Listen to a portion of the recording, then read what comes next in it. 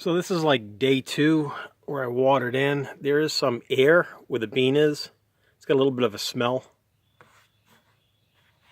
That's the other one. I can't see what's going on, but the bush beans are pretty new. The Kitchen Kings, those are old seed, over 10 years old. Same thing with the solarized clay. I'm not seeing much, or I can't see into there.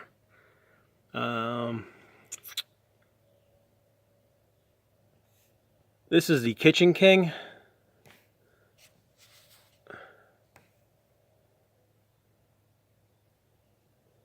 Can't tell.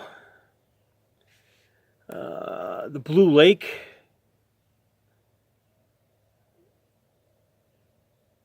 Inside the Blue Lake, inside the forest soil, it's got some life. Again, this is the Blue Lake inside the peat moss. It's got some life.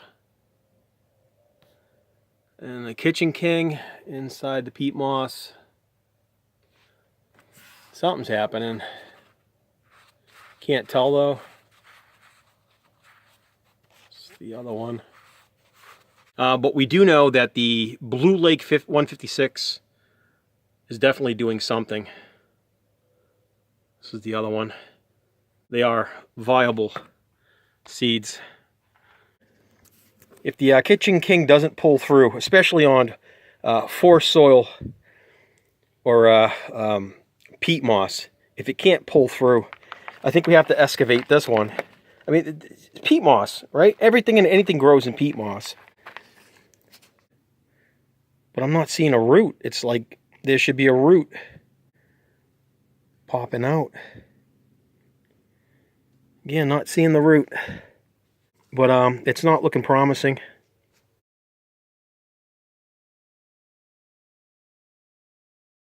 So here we have the Bush King.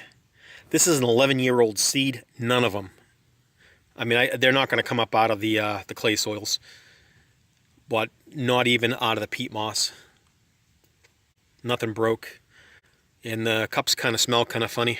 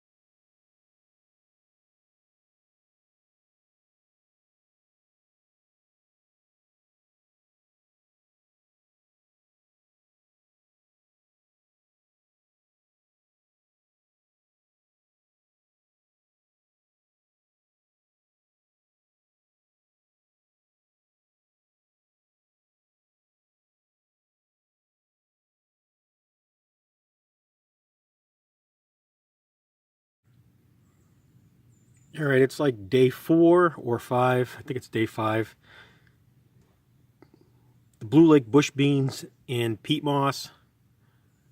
Clear winter. Good roots.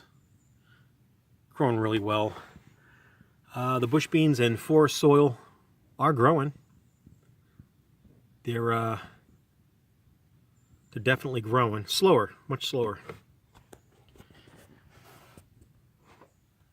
The bush beans in our native clay soil. There is very little root system. They're struggling to push the surface. You can see the top of the bean right there, or the skin of it. I don't know what's going to happen, if it'll come out of the soil. And the solarized clay is like a tomb. Just sealed it in. I have no hopes on solarized clay if the bush beans will break the surface. They're only a ½ inch down. Or they're planted a ½ inch deep, so they got a ¼ inch to break the surface. So solarized clay, pure clay, is bad. So we did learn something. if we were to blend, not the clay, but the clay loam, forest soil, and the peat moss, if this was blended together and allowed to mature and then put in compost on top, I believe we'd have a successful type of soil to grow in back there. But this, our native soil needs amendments. And it's just proof that things will grow. But like I said, they're struggling to break the ground. So we do need organic compost and an organic material on top to fix that soil structure so that it can do at least this, if not that. So thanks for joining us here at the WickerShire project and watching this experiment happen. We'll continue on as these grow. We'll take a few more pictures and see if anything, this is a no-go. We'll see if anything will come out of our native soil, and we'll watch the growth of these plants here. This is an update, and I hope you guys enjoyed it.